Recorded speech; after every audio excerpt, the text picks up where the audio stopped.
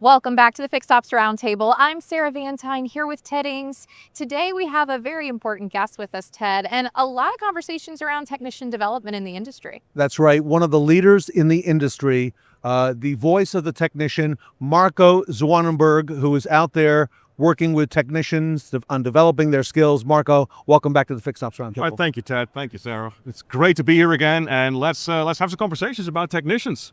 First of all, I would be remiss without thanking you once again for helping start off the Fixed Ops Roundtable as a founding father in 2020 with a conversation you and I had in Orlando about putting an event together that you finally convinced me that we should go out and do. And this all, really, I have you to blame for all this. A little bit of arm twisting over lunch, but look what it got us, Ted, and it has gotten so far. And like we discussed, it is so important and so needed in the industry to have this.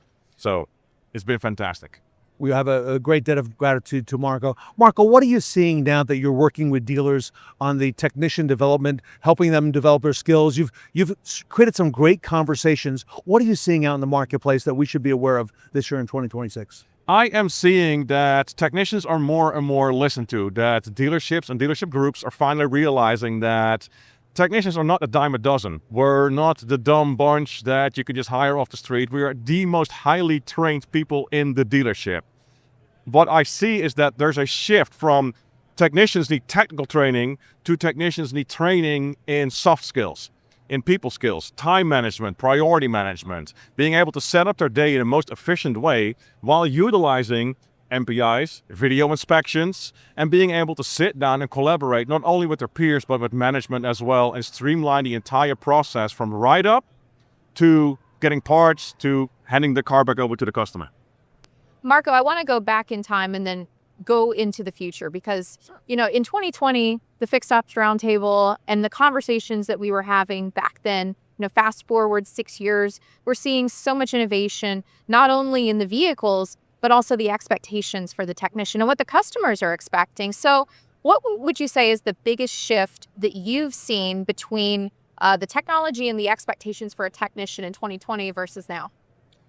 I think what I have seen, the technology is moving so incredibly fast. It is so hard for us technicians to keep up with that. What a big issue that I've seen is that there's so much information out there that we just got lost in it. What I like is the introduction of AI in our daily operations, that we're able to quickly sift through information, look by VIN, look by specific information on wiring diagrams, spare instructions, parts needed, etc. And that manufacturers are actually starting to put parts needed in a repair so we can order everything on the spot. Another big thing that I've seen is that technician went from being all the way in the back to being the face of the dealership. Yeah. When we first started the Fixed Ops Roundtable, I told Ted, I was like, I'm just a technician. No one wants to listen to me. I'm just a tech. He was like, no, it's like, you're not just a tech. And here we are. Marco, it's really today in 2026, it has become mainstream that the technician is out in front. Talk to us about these tech videos, how that's being received in shops around the country. Obviously, there's going to be some resistance in the early days, but it is seeing a remarkable amount of success, and dealers are out talking about it. Absolutely, absolutely. It has multiple benefits. First of all, you can actually show the customer what is wrong with their vehicle. Okay. Live on the spot, they can tell it's their vehicle, they can tell what is wrong with it. So seeing is believing, so it creates trust and transparency. Second of all, it puts the face of the technician with the customer. If you go and get your hair cut, you would like to see the same person every time when you walk in because they know you, right? They know your family, they know what's going on in your life, they know your hair, they know what you want. So it'd be very trustworthy for a dealership, and it's great for transparency and for CSI score and retention if they can, oh, Mark was here today, I would like for him to work on my vehicle. So having the video MPIs and even the photo MPIs is so great because it brings us, the technician, to the forefront of the dealership.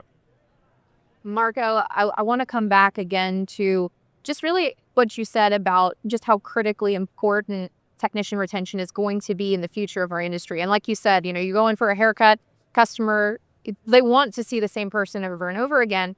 But right now we're seeing a shift. There's a lot of younger generations that are considering getting into, becoming a technician or getting into trades. How do you encourage people to really get involved in our industry, and how do you encourage dealerships to go out and find talent? First of all, I think a great way to get new talent is visit your local colleges, your local trade shows, your local dealerships that are struggling, and kind of reach out a helping hand. Second of all, I think it's very important that the people that you have, the technicians that you currently have on the floor, that they are happy, that they feel respected, well taken care of, properly compensated for the time and effort that they put in. Because there's nothing worse than walking into any place of business where you get just a sense of the employees are just unhappy. They do not want to be there. They do not like where they're at. So if you create this aura almost around a dealership of people want to work here, people want to be here. And I think that is a part that is mostly overlooked. A lot of places do visit the trade shows, the trade schools, etc. But the people that they have are their business cards for employment. Take care of the ones you have, and they will recruit themselves. Like, hey, come work with me. Because we're all older. I have kids now that are, getting ready to move into the working industry. So why not join us? Marco, talk to us about the importance of that culture that you've been referring to. Can a technician really tell what a dealership is all about by making a visit and maybe spending, a few minutes, 30 minutes or so with the techs in the shop and really find out what it's all about early on? We don't even have to step in the dealership. Okay.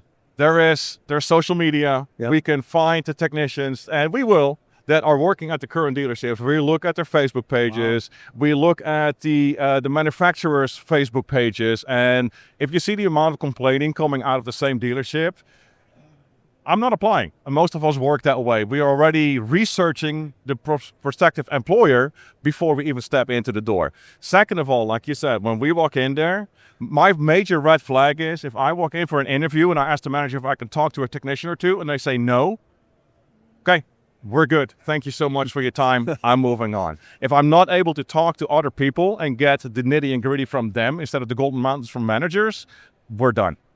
And finally, this year in 2026, you're out and about now. You're working with dealerships hands-on. Tell us a little bit about that. There's exciting things coming. I know maybe you can't reveal all of that today, but I do see you making great strides as being more than just the voice of the technician. Absolutely. You're actually there to help them side by side now. Exactly. So we're taking all this knowledge and all these things that I've been applying and bringing them out to dealerships nationwide. Because there's so much that you can change that costs very little to no money. Basically, you're streamlining processes, streamlining how the dealership runs from something as simple as the advisor getting specific information for us to work with, to where the parts counter is located, to how we get it. There's so many little things that we can tweak. And it really takes someone from the inside, like myself, that can walk into any dealership and within 10 minutes can tell you, hey, change this, this, and this. It costs very little, but the results will be great. Not just for income and efficiency, but for overall morale and, of course, the culture, which is so important. Sarah, great to have Marco with us today. It's always a pleasure to get Marco with us, Ted. And Marco, congratulations on all the success that you're going to have in 2026. Thank you so much. Marco Zwanenburg, everybody, here with Sarah Van Tine. We're here today at the Fixed Ops Roundtable. Sarah and I will be right back.